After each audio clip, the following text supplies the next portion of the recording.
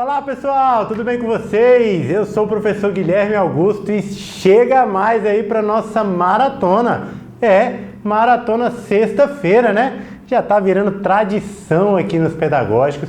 A gente muitas sextas-feiras ou tem simulado ou tem maratona, sempre preparando você com o melhor conteúdo que você só encontra aqui com a gente. E hoje a gente vai fazer uma maratona específica aí com bancas de universidades. Isso serve para todo o país. Então, se aí na sua região, geralmente uma banca aí é de alguma universidade, tem Universidade do Rio, Universidade do Paraná, Universidade aí no Nordeste, né? Algumas localidades, a banca responsável, ela está atrelada ali a uma universidade. Então hoje a gente vai fazer várias questões. Eu preparei aqui algumas questões bem bacanas, parecendo um simuladão mesmo de vários conteúdos, envolvendo vários conteúdos. E a gente ainda vai ter, né, professor William, professor Carlinhos, professor Rodrigo, tem todo mundo aí na maratona de conhecimentos pedagógicos, tá certo? Então, para quem não me conhece novamente, né, professor Guilherme Augusto, você está chegando agora nos pedagógicos, sejam bem-vindos. Vocês estão com os melhores aí para preparar para os concursos públicos na área de professor, na área pedagógica, na área de licenciatura. Show de bola? Então, ó, vai colocando aí no chat de onde você está falando, para a gente saber aí por onde é que a galera está acompanhando a gente nesse Brasilzão, tá bom? Temos aí algumas questões para a gente resolver e a gente vai junto naquela pegada que a gente já conhece. Sempre resolvendo questões, trazendo uns esqueminhas para você nesse ritmo bacana de maratona. Então, coloca na tela aí, Joscleide, Maratona Universidades. Eu sou o professor Guilherme Augusto e vamos junto comigo. Bora lá, bora lá. Eu trouxe bastante questões aí, pessoal, dessa banca aqui do Paraná, né? Vem aqui comigo. Recentemente a gente teve aí uma dificuldade lá no Paraná, né? Com o adiamento aí das provas em virtude aí, né, do contexto que a gente está vivendo, mas é uma banca que traz questões muito boas, muito bacanas. Eu considero que esse meu material aqui, né, nessa minha primeira parte, as questõezinhas são de médias para difícil, tá bom? Então eu separei aí um material bacana que eu tenho certeza que vai te ajudar. Vai colocando no chat, vai participando, vai dizendo qual que é a resposta aí e a gente vai junto até o fim dessa sexta-feira com todo o time dos pedagógicos aqui. Então, coloca aí, primeira questão, questão de número 1. Vai falar assim, ó. Diversas são as teorias que buscam explicar os processos de aprendizagem e desenvolvimento humanos, especialmente nas etapas da infância e da adolescência. Acerca dessas teorias, é correto afirmar. Vem comigo, pessoal. Teorias, bases psicológicas da educação, sempre é um conteúdo que cai em prova, né? Tem alguns autores que eles são figurinha certa lá, como Piaget, como Vygotsky, mas a gente também tem uma gama de outros autores que muito contribuíram para a educação e que a gente tem que saber. Tem que saber a teoria, tem que saber ali quais os conceitos básicos, tem que entender o pensamento do autor. Aqui a gente vai ter várias questões sobre essas teorias, vários itens, e a gente vai julgar aquele mais adequado. Então vamos lá, é correto afirmar o quê? Vamos seguir, letra A. Na perspectiva da aprendizagem significativa, David Ausubel, ele fala da aprendizagem significativa? Fala sim, ele é o responsável por esta teoria. Aprender significa ampliar e reconfigurar ideias já existentes na estrutura mental e, com isso, ser capaz de relacionar e acessar novos processos, conteúdos e valores. Galera, a letra A já tá bonitona, né? Essa é a ideia mesmo. Olha aqui, espremidinho no cantinho, ó. Aprendizagem significativa. Você vai entender como sendo conhecimentos prévios,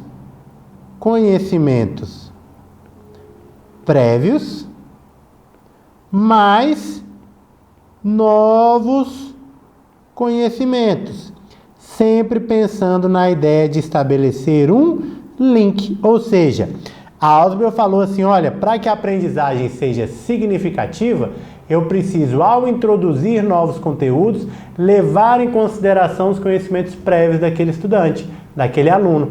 Assim, eu vou estar realmente realizando uma aprendizagem que vai trazer significado para ele.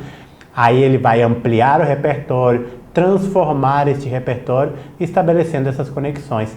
Tá maravilhoso, letra A, tá certinho. Olha aí, aqui já vai ser o nosso gabarito. Então vamos ver os erros das outras? Olha aqui, ó. B, segundo a teoria de Henri Vallon, a objetividade suplanta a afetividade. Galera, o que é o verbo suplantar, né? Quer dizer aí, por exemplo, superar, né? É uma perspectiva de hierarquia, né? Ou seja, a objetividade estar maior, supera a afetividade e a subjetividade no processo educativo, pois as crianças aprendem inicialmente pelo contato com o concreto e com o objeto. É errado, né, pessoal? Para Vallon, ele destaca a importância da afetividade, em especial a perspectiva do equilíbrio das dimensões, né? Ou seja, dimensões cognitiva, dimensão motora e dimensão afetiva. Então, tá errado, não tem nada de suplantar. Letra C. De acordo com Jean Piaget, o meio determina os esquemas de ação da criança, de forma que a influência do ambiente molda a personalidade e determina a lógica de aprendizagem, especialmente na primeira infância. Pessoal, ó, ele está falando aí de ambiente moldando a aprendizagem, pessoal, e determinando a lógica de aprendizagem. Para Piaget, né, ele acredita muito mais numa base mais inatista, biológica. Quem acredita numa perspectiva onde o ambiente orienta a aprendizagem é Vygotsky, né, pessoal? É Vygotsky, né?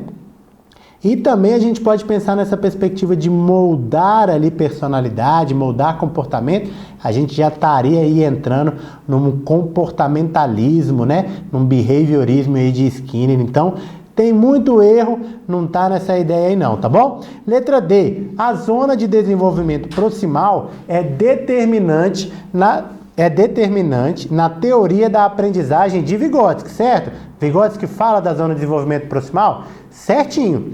Pois ela indica que a criança consegue capturar aquilo que está ao seu alcance. Logo, o conhecimento do entorno e do ambiente forja todo o processo formativo. Galera, está ao seu alcance, a perspectiva ali do desenvolvimento proximal está referenciando aí ao desenvolvimento potencial, que a criança precisa de mediação para conseguir, né, construir o conhecimento. Então, ó, também está errado.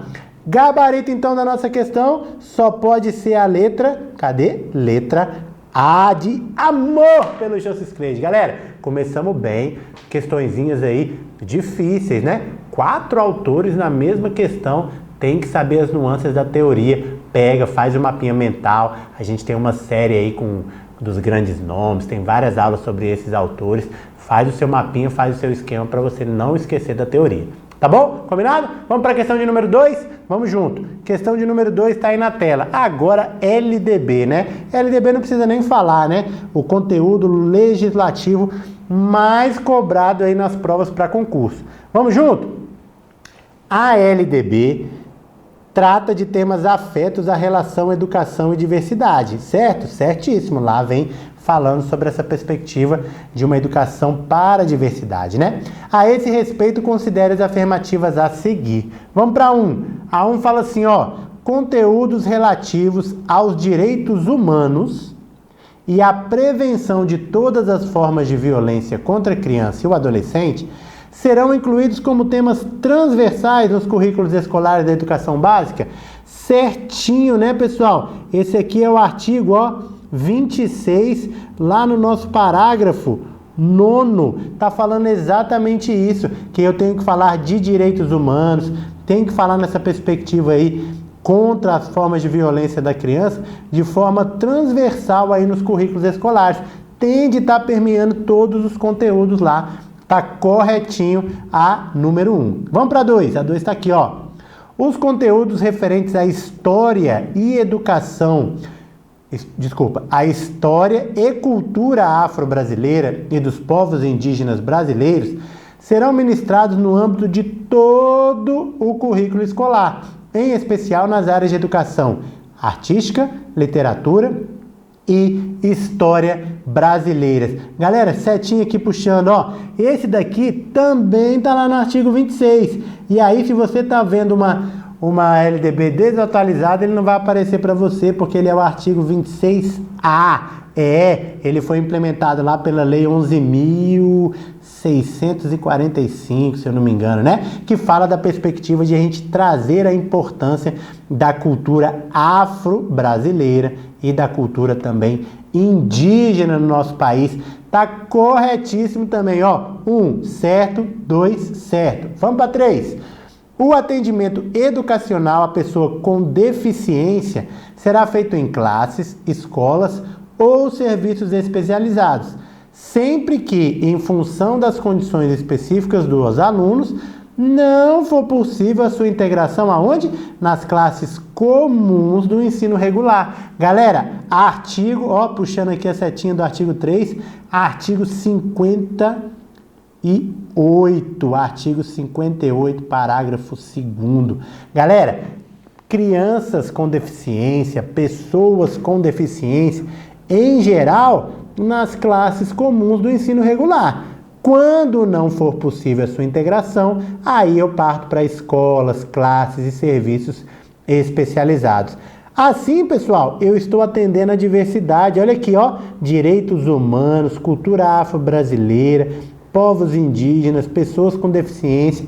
Esse Brasilzão lindo aí, né? Cheio de diversidade. A LDB contempla tudo isso. Então, tá tudo certo. Gabarito letra E. As afirmativas 1, 2 e 3 estão verdadeiras. Bacana, bacana. Olha que questão boa também, né? Ele pega uma temática, né? Que é a da diversidade e traz ali 3 artigos diferentes e distintos, mas que vão tratar nessa perspectiva, nesse viés da diversidade. Tanto de povos africanos, afro-brasileiros, povos indígenas, a perspectiva da educação para os direitos humanos, a perspectiva da pessoa com deficiência. Tudo isso é, sim, parte ali da perspectiva da diversidade na LDB. Questãozinha também muito boa. Estão atentos? Já estão fazendo os links com os artigos? Professor, preciso ficar gravando o número do artigo? Não, a gente coloca aqui para você ter uma referência, lógico, né? Porque se ficar na dúvida, você já vai lá direitinho no artigo que a gente já conhece. E a gente acaba gravando ela, né? Constância que a gente vai ali fazendo as questões, né, se apropriando aí desse conteúdo, tá certo? Mas o mais importante é você entender essa perspectiva para você não errar na hora da prova. Questão de número 3, vamos aí na tela com a gente. Questão de número 3 fala assim, ó: no cotidiano da prática escolar, um elemento que a literatura especializada aponta como muito influente sobre o processo de ensino-aprendizagem é o currículo oculto, né, pessoal? Eita, professor, essas manifestações do currículo. Sobre essa ideia, considere as afirmativas a seguir. Ele quer saber do currículo oculto, né? Mas vamos entender essas manifestações do currículo? Opa, olha aqui, ó. Manifestações do currículo. Você sabe quais são elas? Sim, com certeza. A gente tem o currículo formal, né? Também conhecido aí como currículo prescrito, né? Prescrito é aquele currículo que está ali previsto nas legislações. Ele é o currículo idealizado. É aquilo bonitão, né? Idealizado. Tá lá nas diretrizes curriculares nacionais, é aquele conjunto de conhecimentos que tem de ser trabalhados em todas as crianças, em todas as escolas.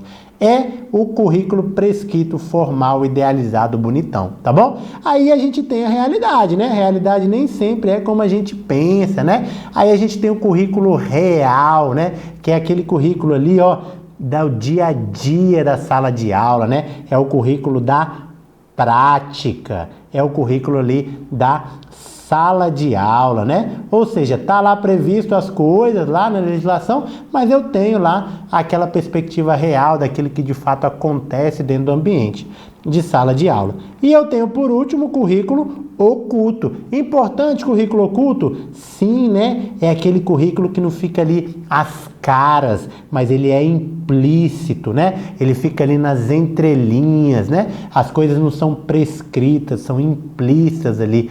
São aquelas perspectivas de conhecimentos escolares que fazem parte ali do cotidiano, né? Do cotidiano escolar, que pode acontecer ali com os colegas, pode acontecer nas brincadeiras, pode acontecer no recreio.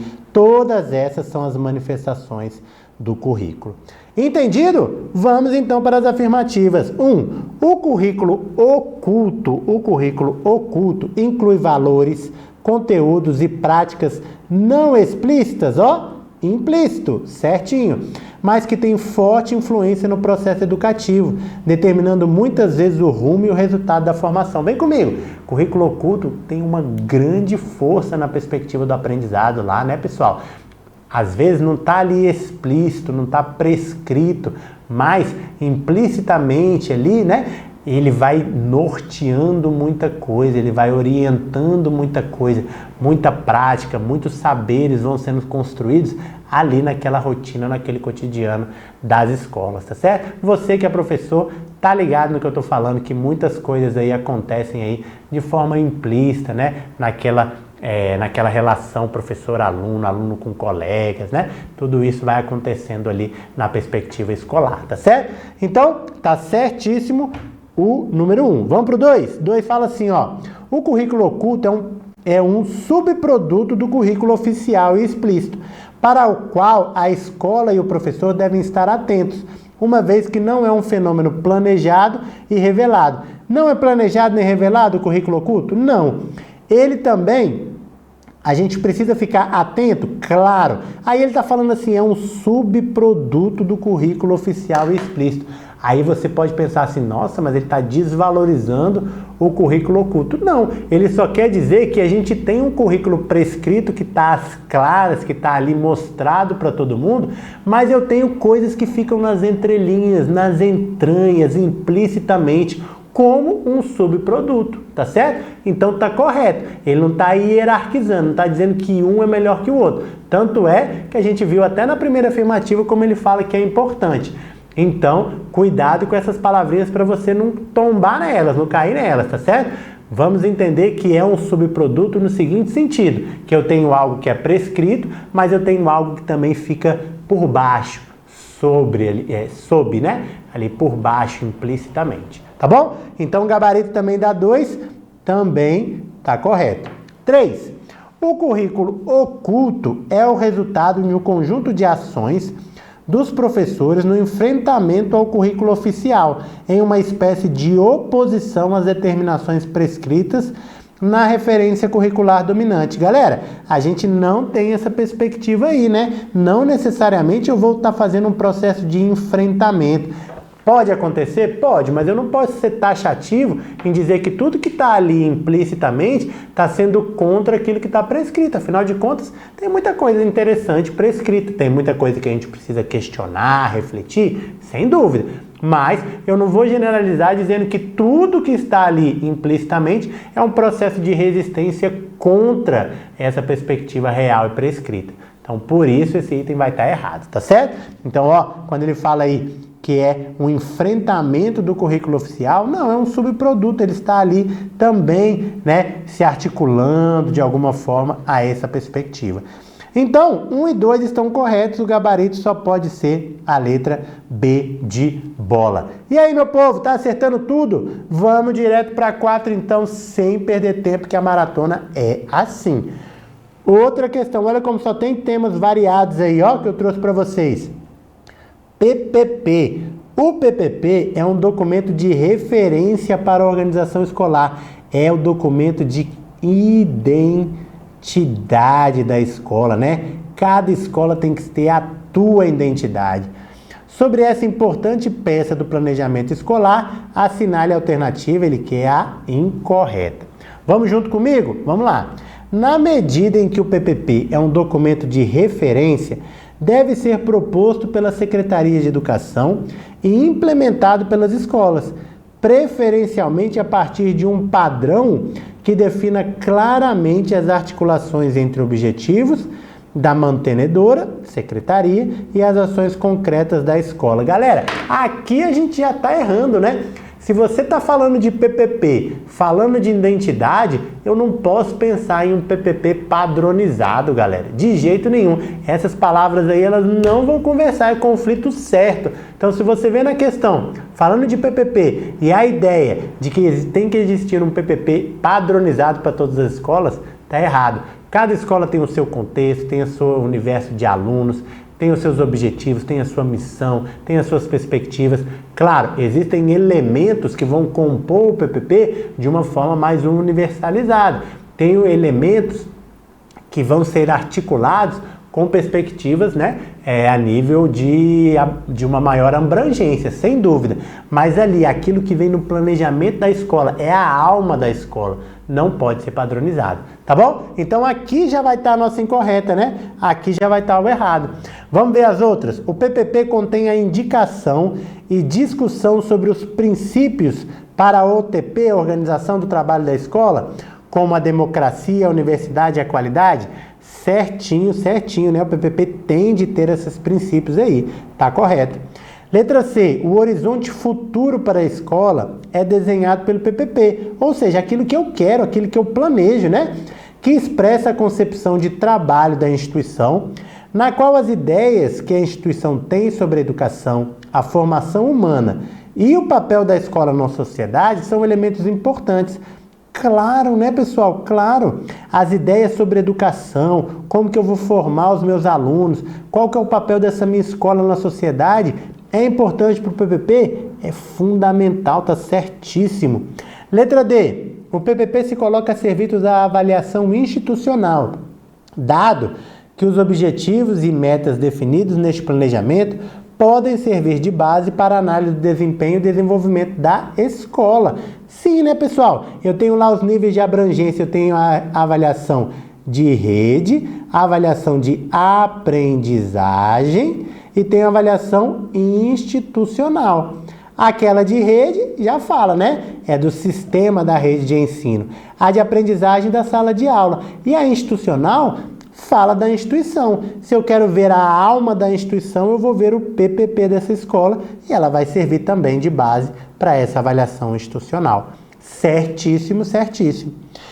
O PPP compõe o planejamento institucional da escola, uma vez que articula as concepções educacionais da instituição com seus objetivos, definindo como e por quais caminhos seguirá. É uma definição, né? Qual caminho a escola vai seguir, é o planejamento da escola e ela articula os seus objetivos com as concepções educacionais. Por isso que a gente fala que um planejamento jamais, um PPP, jamais vai ser neutro, né? E aí, ó, referenciazinhas para você sobre o PPP. Vai lá na Ilma Passos Veiga e vai lá também nas DCNs gerais, artigo 43 e artigo 44. Aqui na Ilma Passos Veiga tem aquele famoso artigozinho dela, né? Sobre o PPP que traz muita informação importante e lá nos DCNs também tem ali as composições do que precisa estar no PPP. Gabarito da nossa questão 4, letra A. Olha aí, chegou a letra A. Galera, show de bola, 4 questões boas, hein? Falei pra você que o nível hoje estava bacana. Tava bom, só conteúdo diferente, né? Começamos com bases psicológicas, falamos de PPP agora, falamos aí de outros conteúdos que eu já nem lembro aqui, mas você sabe que a gente está falando de conteúdos cada vez mais diferentes e isso já dá uma boa perspectiva de um simuladão pra gente, né? Em maratona é assim, daqui a pouco tem o William, tem Carlinhos, tem Rodrigo e a gente vai seguindo aí sempre preparando você.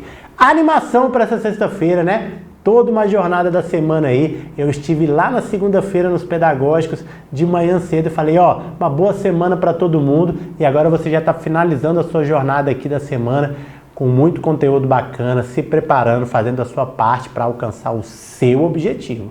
Vamos para a questão de número 5? Questão de número 5 já está aí na tela pra gente, ó, vai falar assim, são as responsabilidades definidas na legislação para a organização da educação nacional. Numere a coluna da direita de acordo com a sua correspondência com a coluna da esquerda. Se eu estou falando das responsabilidades, né, pessoal? Eu estou falando ali naquela palavrinha boa que aparece bastante lá, que são as incumbências, né? Incumbências. Aí a gente tem lá o artigo, vou botar aqui, ó, o artigo 9, 10, 11 e 12, tá certo? Competências da União, dos estados, Distrito Federal, dos municípios e também das escolas, dos docentes, tá certo? Tá lá tudo pra gente. Galera, vamos junto comigo então? Questão aí, primeira assertiva, né? Estabelecer competências e diretrizes para a educação infantil, o ensino fundamental e o ensino médio.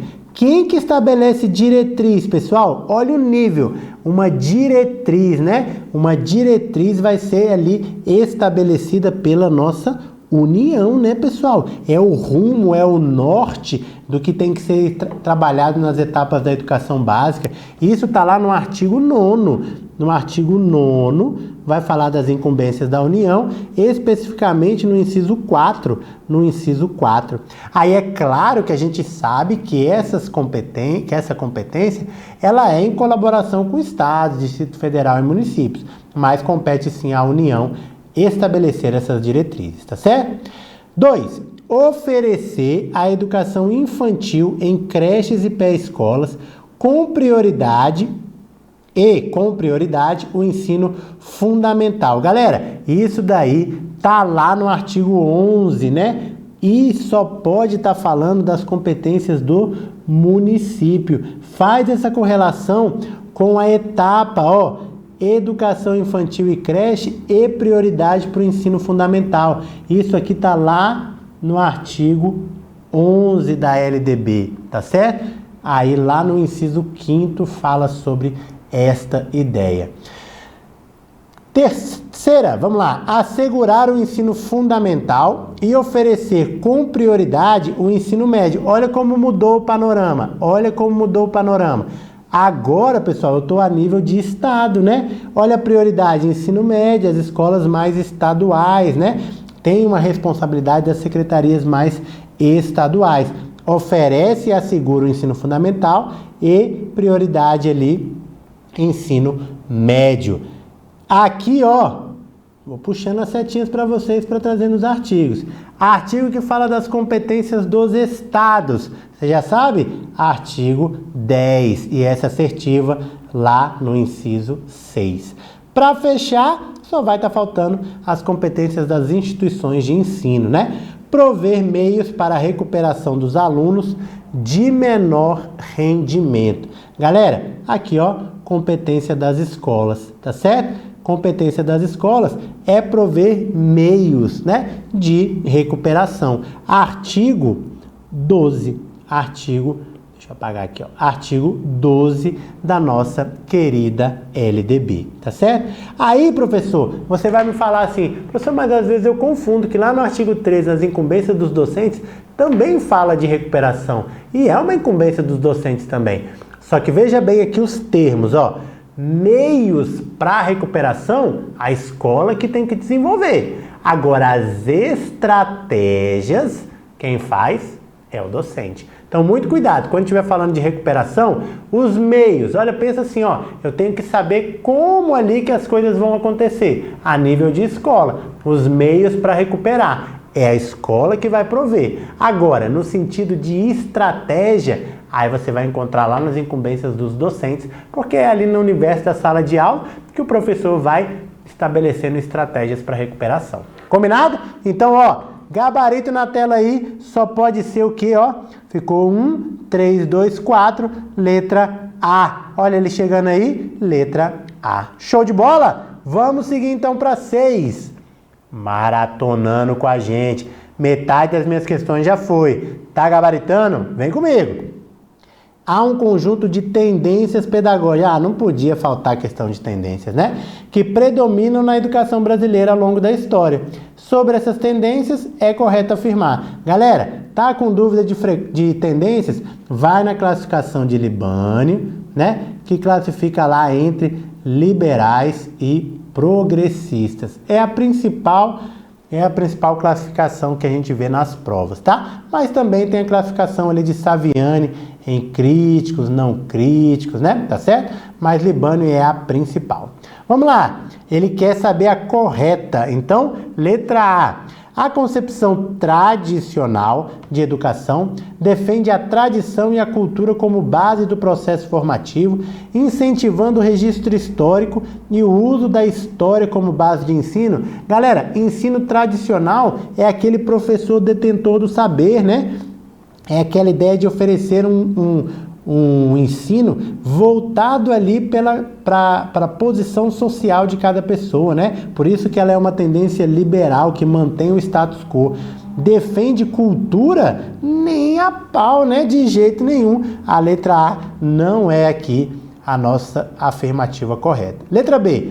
A pedagogia liberal indica que a escola tem um papel de formar as pessoas para desempenhar papéis sociais, com base nas aptidões individuais, as quais devem ser desenvolvidas por meio dos processos de ensino-aprendizagem. Galera, se ele está falando da escola liberal, pedagogia liberal quer uma manutenção do status quo. E aí ele fala, que cada um vai ter o seu papel social. Isso significa que eu vou ter escola para rico e escola para pobre. E assim eu vou mantendo a estrutura social de desigualdades sociais.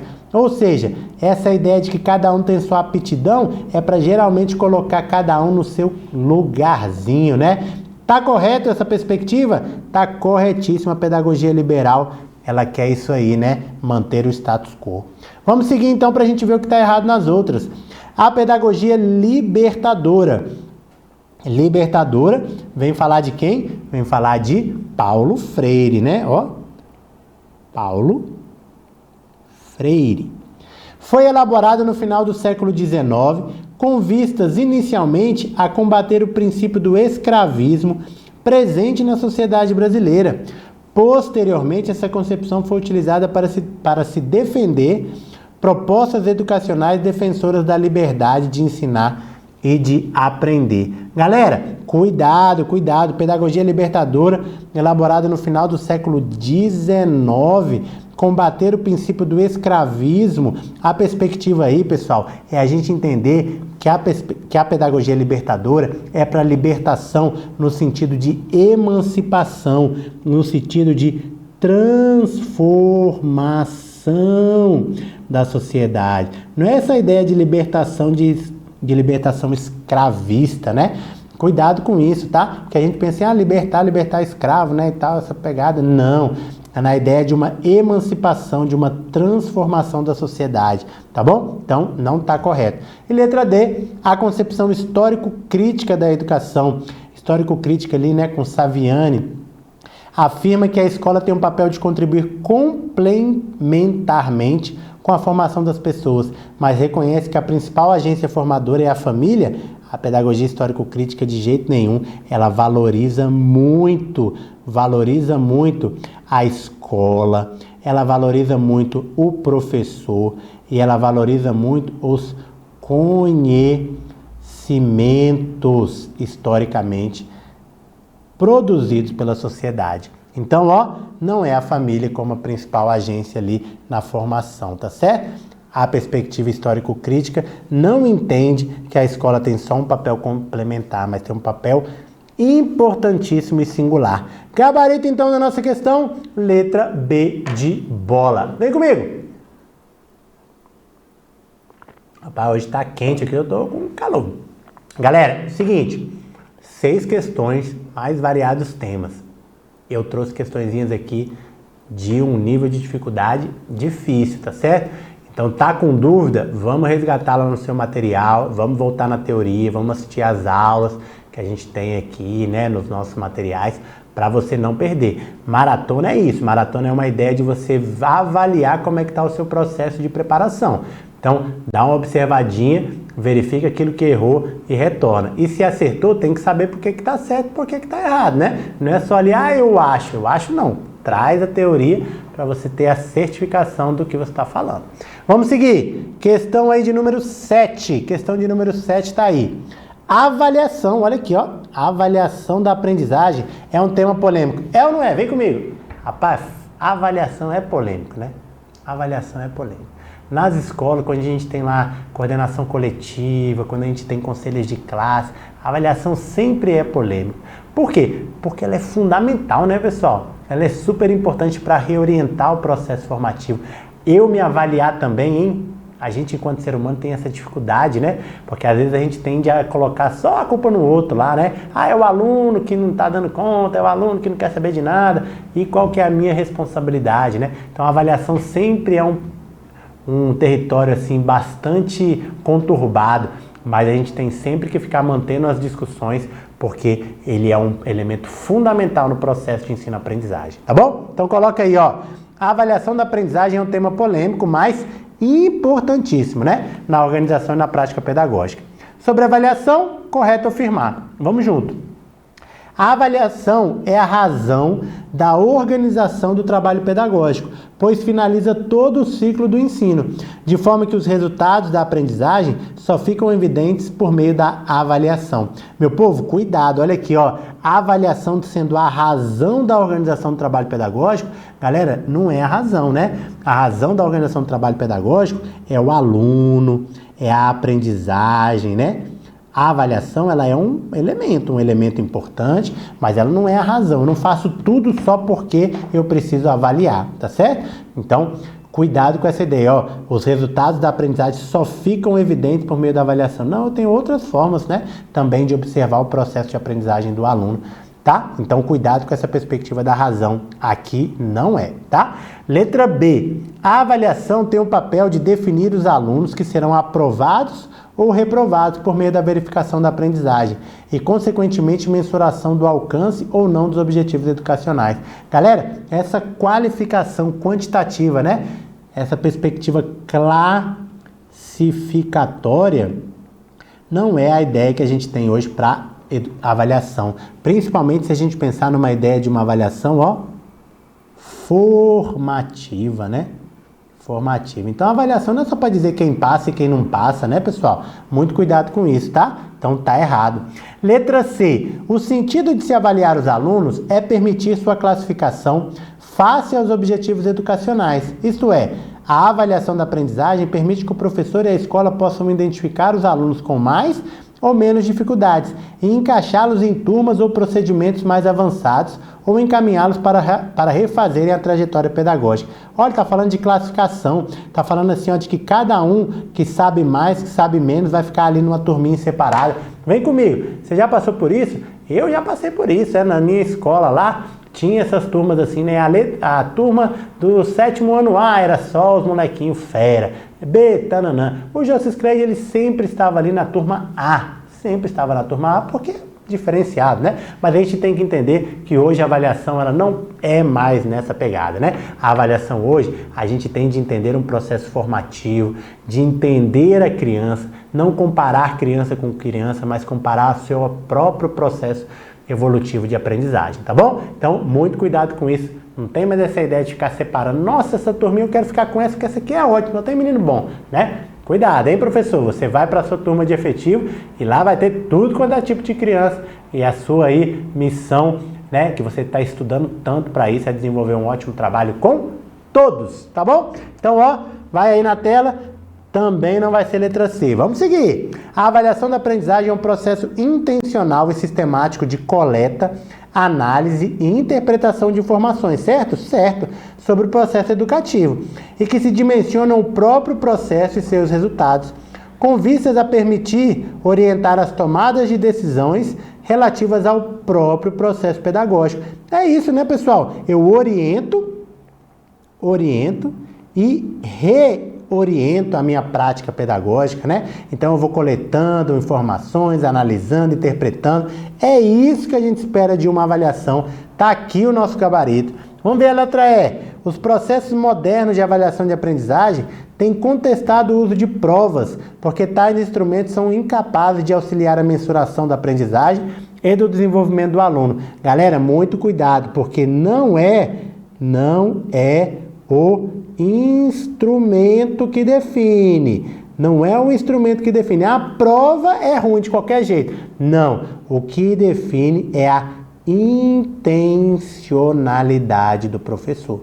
Para que ele está usando aquela prova? É para classificar? Aí tudo bem. Agora ele pode usar a prova, inclusive numa perspectiva formativa. Então quando ele diz que prova não pode mais ser usado porque é incapaz, está errado. Gabarito, letra D de dado. Vamos para a questão de número 8. Questão de número 8 fala assim, ó. A didática é a área, didática, hein? Que lida com o ensino, ou seja, o objeto da didática são os processos e recursos de transmissão dos conhecimentos escolares. Por isso que eu tenho a tríade didática, né? Professor, conhecimentos e aluno. Eu preciso de alguém que ensina, de alguém que aprende e algo a ser aprendido e ensinado. Vamos borcar verdadeiro ou falso para cada uma das afirmativas. Primeira, a aula é o centro da atividade docente e deve possibilitar o cumprimento dos princípios didáticos. Beleza. Portanto, não será reconhecida como aula uma atividade sem objetivo definido ou sem conteúdo, mesmo que desenvolvida por um docente. Galera, realmente, né? Aula é um negócio sério, não pode ser qualquer coisa. Por isso que mesmo sendo desenvolvida por um docente, eu tenho que ter objetivo, eu tenho que ter planejamento para aquela aula, eu tenho que ter conteúdo, eu tenho que ter metodologia, eu tenho que pensar na avaliação.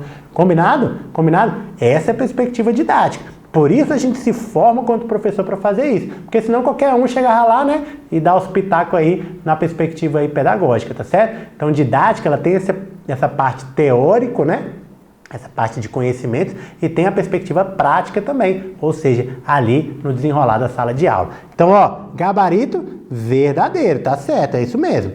Um importante princípio da didática é o da vinculação do individual com o coletivo e deste com aquele, no sentido de unir o interesse do grupo e os de cada um dos alunos com o intuito de alcançar os objetivos propostos nas atividades pedagógicas. Galera, também tá certinho, né? Numa perspectiva didática, eu tenho que atrelar aqueles objetivos singulares dos alunos com a perspectiva da coletividade, tá correto? Terceira afirmativa, a estandardização da didática é uma necessidade atual, na medida em que se deve evitar a proliferação de métodos e procedimentos de ensino para garantir condições de qualidade padronizadas a todos os alunos. Estandardização, padronização são semelhantes. Isso quer dizer que eu tenho que ter a mesma didática em tudo quanto é lugar desse mundo? De jeito nenhum, né, pessoal? Eu tenho que ter ali uma diversidade de métodos para atender às necessidades cada vez mais específicas do contexto da escola e do próprio aluno. Falso. Verdadeiro, verdadeiro e falso só pode ser o gabarito letra D de demais, demais, demais, demais. Vem comigo. Que simuladão bacana, hein? 8 questões já foram, faltam 2 para a gente fechar a minha parte. E aí, como é que tá? De tudo quanto é tema, né? Estamos falando de muita coisa importante para você aqui. Vamos para a questão de número 9? Coloca aí então. Agora, função social da escola. Epa, que assunto bacana, né? A função social da escola se articula com as concepções de educação que estão presentes e dominantes em dado contexto histórico. Sobre o assunto, assinale a alternativa que não corresponde à função social da escola moderna. Galera, qual que é a função social da escola de hoje? A função social da escola de hoje que é preparar o indivíduo para uma transformação social. Eu tenho que formar um aluno crítico, consciente, reflexivo, que possa olhar a sua realidade e pensar assim, opa, tem desigualdade aqui, a coisa não está bacana, eu tenho que transformar isso e eu vou dar sustentação para essa transformação através de conhecimento científico sistematicamente construído pela sociedade, porque isso vai dar a base, E também tenho que levar em consideração a prática social do aluno, ou seja, aquilo que faz parte da sua cultura, da sua história, do seu contexto.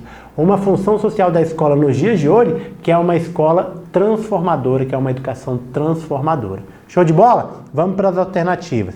Ele quer a que não corresponde à função social da escola nos dias de hoje.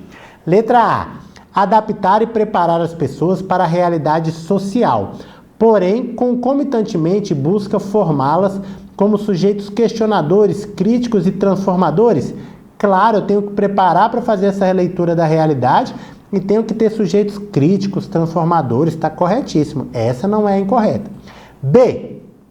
Acolher as pessoas, mas ao mesmo tempo selecioná-las com o intuito de, na conclusão do processo de escolarização, a sociedade ter condições para escolher os sujeitos que estão melhor preparados para o mercado de trabalho. Galera, será que a função social da escola hoje é preparar para o mercado de trabalho? É selecionar as pessoas em virtude das demandas do mercado? Não. Isso aí é uma perspectiva que não vai transformar a nossa realidade, mas sim vai manter a nossa perspectiva de desigualdade social. Letra B vai ser o nosso gabarito. Vamos ver as outras, se estão corretinhas com a função social das escolas do dia de hoje? Lidar com conflitos sociais? Lógico, sem fugir deles, dialogando e incentivando essa prática com os alunos e professores na construção de consensos possíveis. Eu tenho que dialogar, tenho que debater, tenho que refletir, tenho que questionar e vou construir aquilo que pode ser consenso. Tá certinho.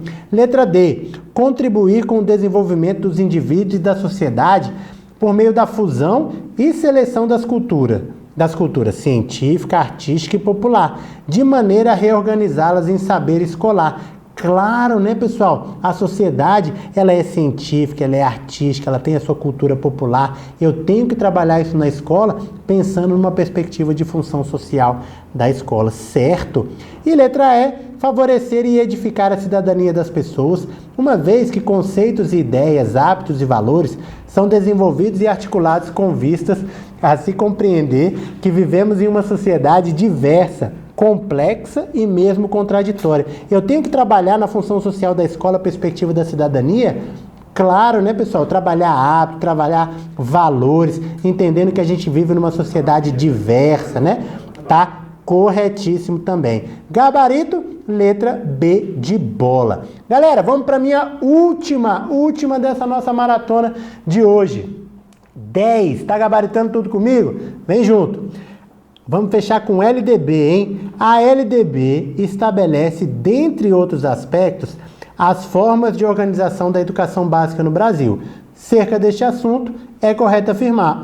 Lá naquele capítulo que fala da organização da educação básica, né? Tem lá nos artigos lá 23, 24. Vamos ficar ligados.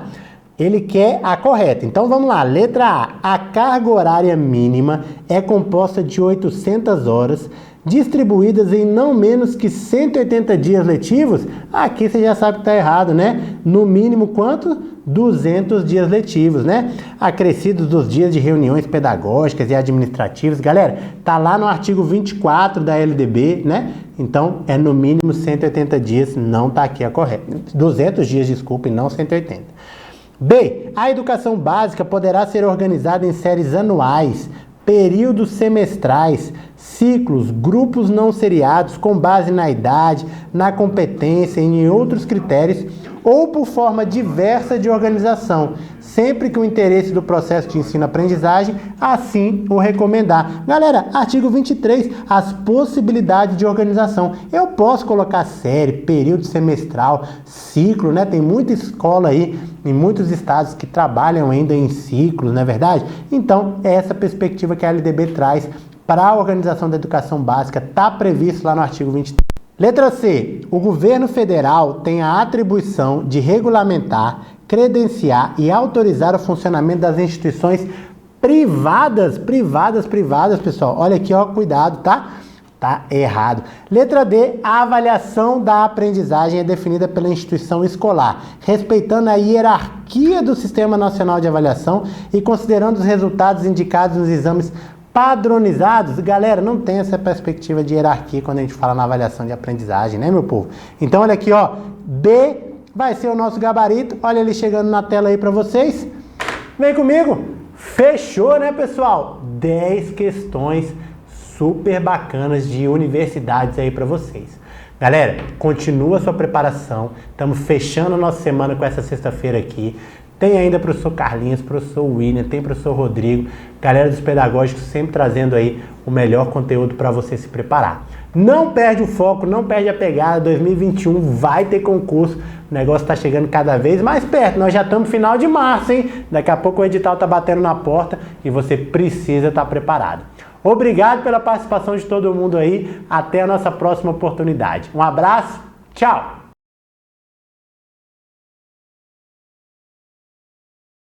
Olá! Chegamos sexta-feira, sexta-feira, vamos...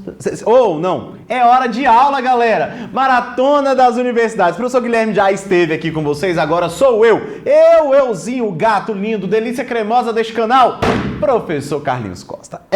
Assustou com a minha entrada hoje? Porque é sexta-feira. Sexta-feira o professor William que tá fazendo as maratonas, hoje sou eu, então hoje tá diferenciado. Professor Carlinhos, galera, vai fazer questões das universidades com vocês, questões direcionadas para que você possa sair muito bem nos cargos de pedagogo, técnico de assuntos educacionais em qualquer universidade do país. Mas assunto que não cai só para universidades, pegamos assuntos que também estão presentes nas provas de professores da educação básica. Então, qualquer pessoa que estiver agora assistindo este vídeo será super bem-vinda. Deixe o seu comentário, seu like e se inscreva no canal, por favor. Seguindo em frente agora, vamos para a questão de número 11. A minha primeira questão de hoje, dá uma olhada na tela, galera. Questão de número 11 vai dizer o seguinte: o conjunto dos procedimentos de avaliação, empregados por professores e descritos a seguir foram elaborados por Jussara Hoffmann. Então vamos avaliar aqui o que Jussara disse. Utilizando métodos comparativos e impressionistas de análise, então a palavra-chave aqui é a comparação. Comparação não vai definir qual é a função da avaliação que a gente está tratando, mas me dá um indício que a comparação tem características da avaliação somativa. Vamos ao próximo. Expressa resultados quantitativos. Gente, quantitativo, aí eu tenho certeza que é da avaliação somativa que estamos a conversar. Corrige ou analisa o teste com a finalidade de aprovar e reprovar? É uma somativa com função classificatória. Beleza? Porque classifica o aluno em aprovado ou reprovado. Analisa a resposta dos alunos com uma expectativa já pré-determinada da comparação.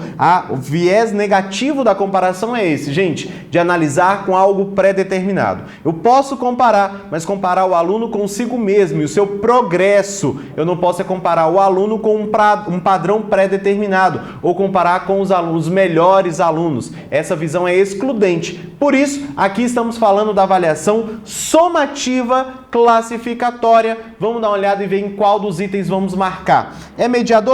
Não. Meritocrata? Não. Tradicional? Não. Estou eu falando da avaliação classificatória segundo Jussara Hoffmann. Vamos conferir se o gabarito é a letra D?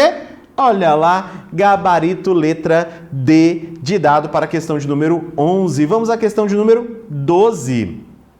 No percurso da educação brasileira, na década de 1970, junto à presença da tendência tecnicista, surgiram estudos empenhados em fazer uma crítica à educação dominante, pondo em evidência as funções reais da política educacional, que, entretanto, eram acobertadas pelo discurso político-pedagógico oficial. Estes estudos podem ser agrupados sob a égide de uma massa. Vamos lá, galerinha. Vamos pensar aqui nas tendências pedagógicas, né? Na organização das tendências pedagógicas. Tendências pedagógicas.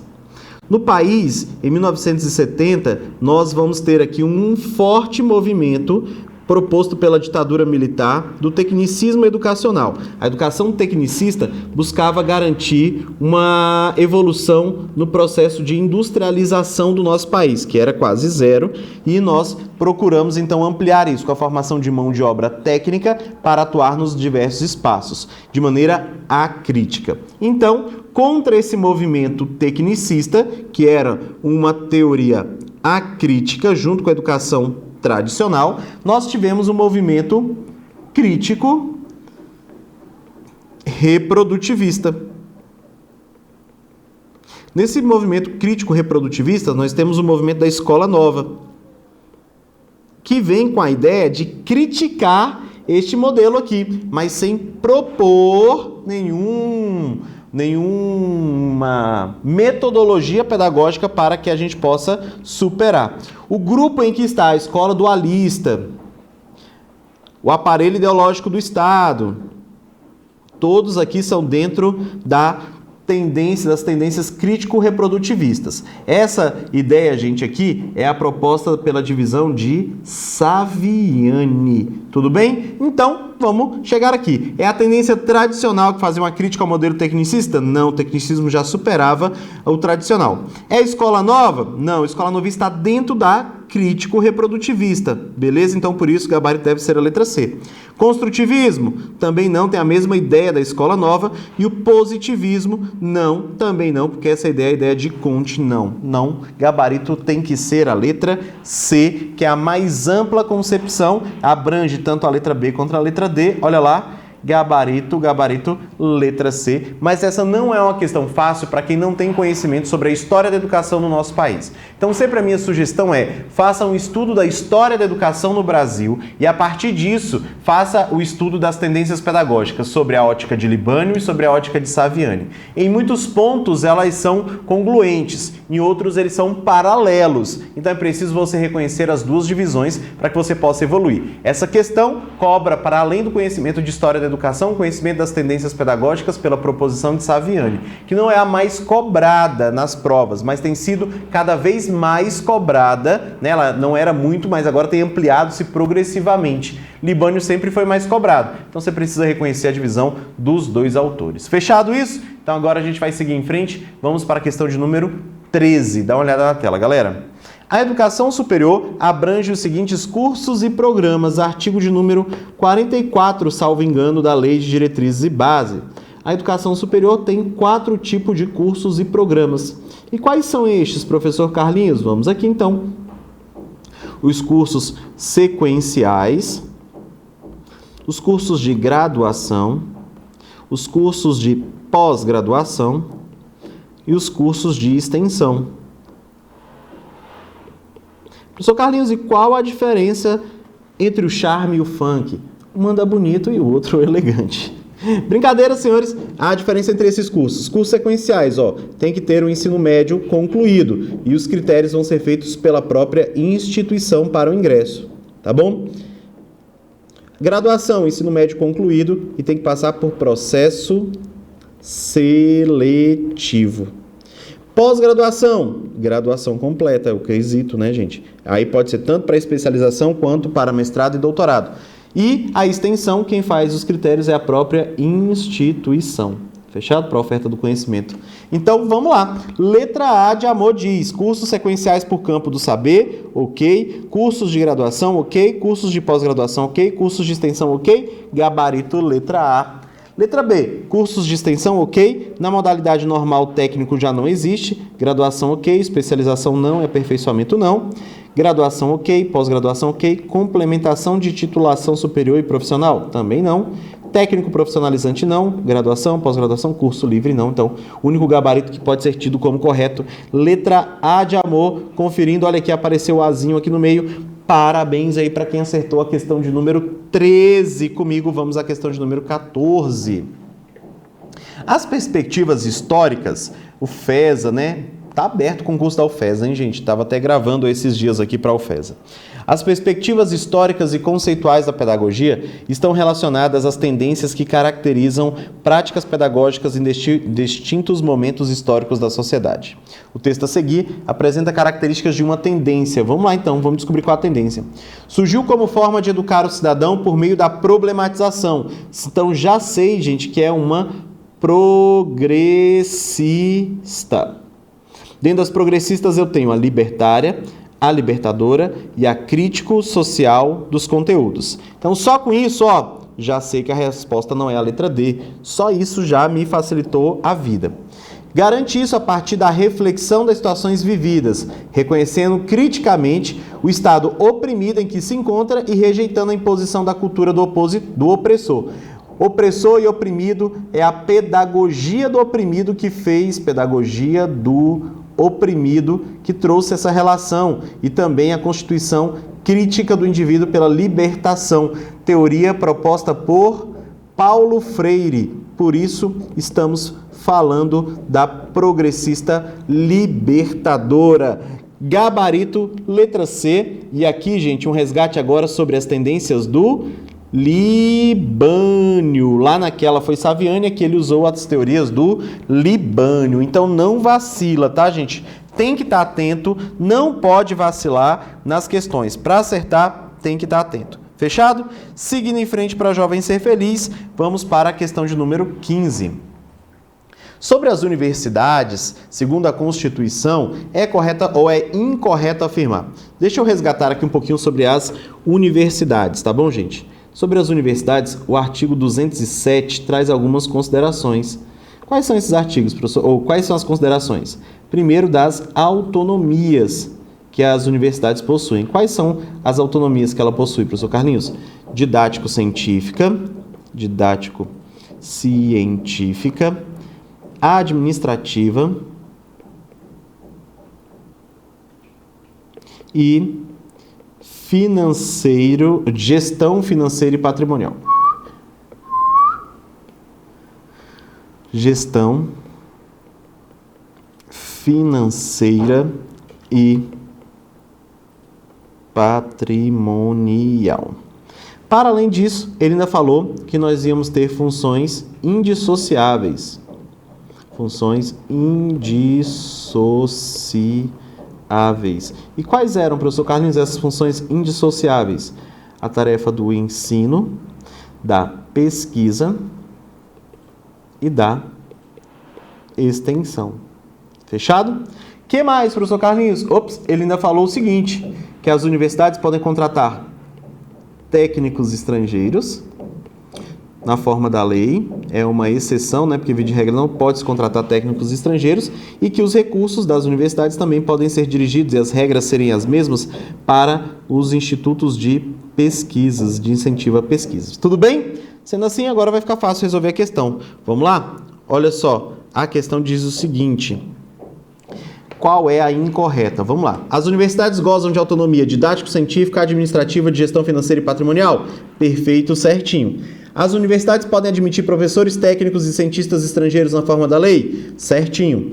A prerrogativa da autonomia universitária permite aos colegiados superiores dessas instituições deliberarem sobre as diretrizes curriculares dos cursos de graduação e pós-graduação? Errado. Não é a própria universidade que escreve. Quem vai baixar normas, quem deve baixar normas sobre a graduação e a pós-graduação, normas para a graduação e pós-graduação, quem faz isso é a União, não é cada universidade, tá bom? Então, quem baixa as normas de graduação e pós-graduação é a União e não as universidades. Então, por isso o gabarito deve ser a letra C, que está incorreta.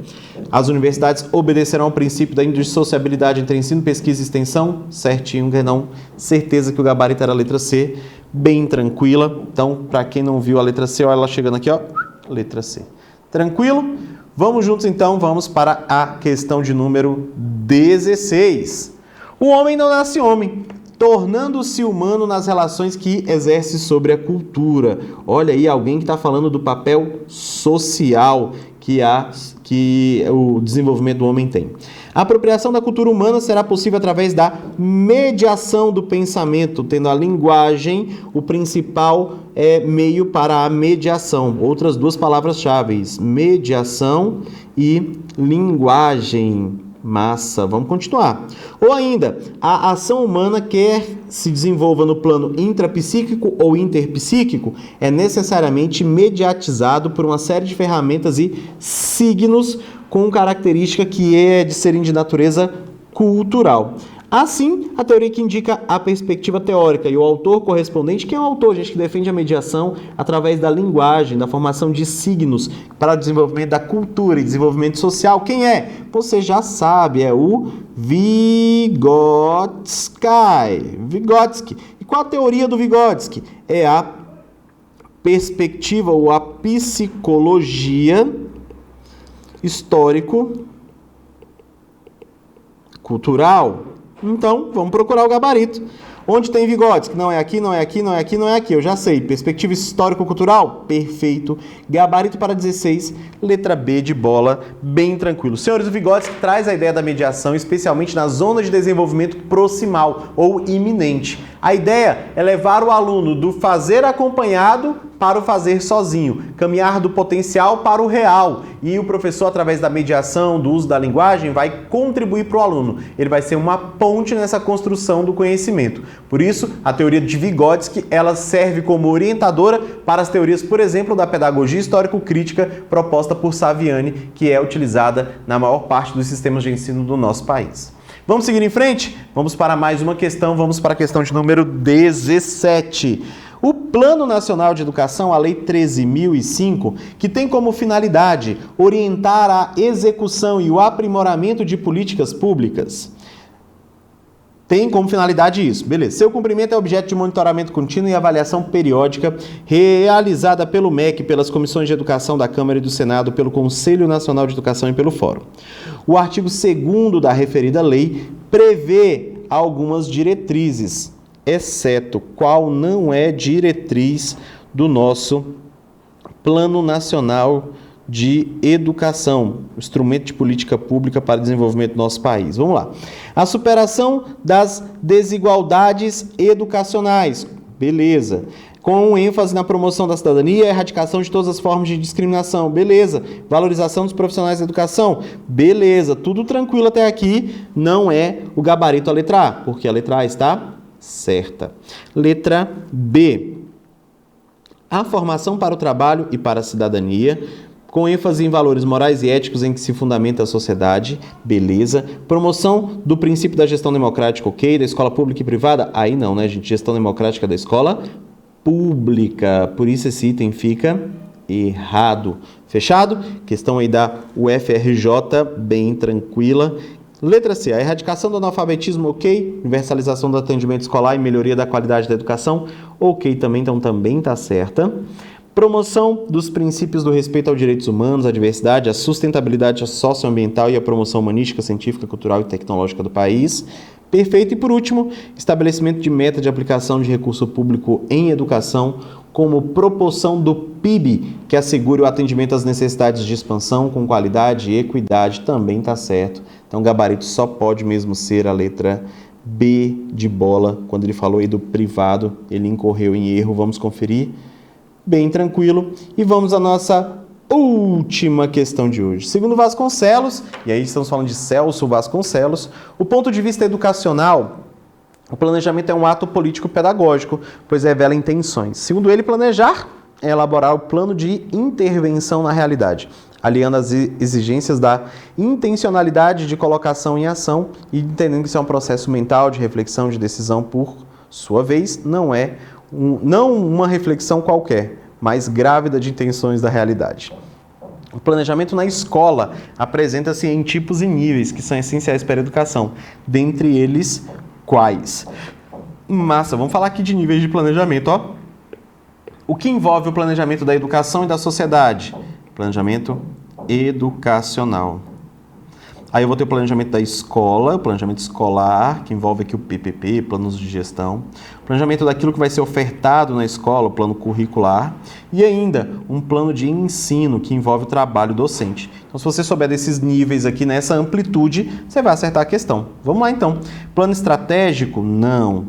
Plano curricular? Tático? Não. Plano educacional, ok. Escolar ou da escola. Curricular e de ensino? Perfeito. Educacional, ok. Escolar de aula permanente? Não. Permanente, não. Então, o gabarito só pode ser a letra C. Bem tranquila a questão de número 18. Galerinha, 8 questões rapidinhas, questões pontuais sobre avaliação, planejamento, PNE e a LDB. Questões que podem ajudar você a chegar à sua aprovação. Se quer mesmo chegar à sua aprovação, estude cada vez mais. Você vai poder se desenvolver fazendo questões e fazendo estudos teóricos e pode ter certeza, aqui nos Pedagógicos, eu, professor Guilherme, que esteve hoje com vocês, professor William, que é um excepcional profissional, estamos juntos para garantir a sua aprovação. Então, não perde tempo não. Vem com a gente, cola com a gente aqui, curte esse vídeo, se inscreve no canal, esteja conosco nas redes sociais e a gente vai te ajudar a transformar o seu sonho de estar no serviço público em realidade. Um forte abraço, fique com Deus e um excelente fim de semana. Tchau, tchau.